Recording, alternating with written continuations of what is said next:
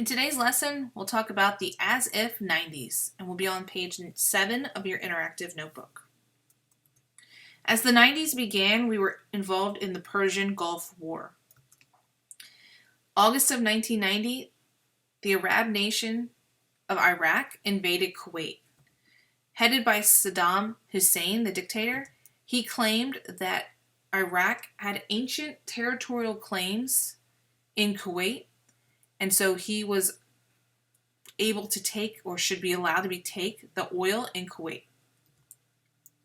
President Bush believed that the protection of Kuwait's oil reserves was a national issue, or issue of national security for the United States, and the United States, as well as the United Nations and the leaders of 25 other countries, mobilized forces for the Persian Gulf War. The biggest campaign out of the Persian Gulf War became known as Operation Desert Storm. It was a series of airstrikes. United Nations forces, directed by General Colin Powell, and they were led by Norman Schwarzkopf. We were able to successfully liberate Kuwait just after 6 weeks of war, which caused Bush's popularity to soar. President Bush opted not to send troops deep into Iraq to overthrow Saddam Hussein. He really believed that his opponents, Saddam's opponents, would overthrow him internally. However, Saddam's opposition in Iraq proved to be weaker than expected, and he actually remained in power. By 1992, President Bush was up for re-election. Despite his popularity with the success of the Gulf War, there were a lot of problems that led to him not being re-elected. These included a faltering economy, rising violence within the cities, high deficit spending. So the election of 1992 went to Democrat Bill Clinton. As he came into office, some of the domestic policy issues that Bill Clinton focused on, one of the biggest ones was healthcare reform. He actually put his wife, Hillary Clinton, in charge of this universal healthcare reform. However, Congress rejected the plan in 1994, citing that it was too expensive and would limit choices. He successfully wins re-election in 1996, but his re-election and his presidency were tarnished by his impeachment.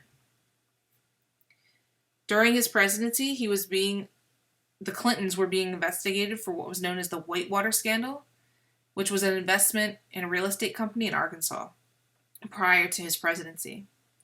He had been having an affair with Monica Lewinsky, a White House intern, and that becomes uncovered. He actually lied under oath about his affair, and that's what he gets accused of. He's impeached by the House, but he's found not guilty by the Senate and returns to the White House to finish out his term. Just remember, in impeachment, you're not officially removed from office. You're impeached, and then you're put up on trial in front of the Senate, and the Senate determines whether or not you'll be removed from office. So he was impeached, but he was not removed from office. And again, his lie about his affair is what gets him in trouble.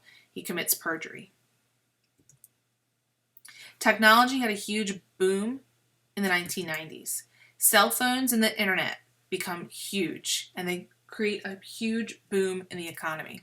They change how businesses work. We see cell phones, email, text messages for the first time. We have instant communication. This is something that we're very aware of these days. However, in the 1990s, it was brand new. So we're able to pass information quicker, and we have faster delivery times on products and services.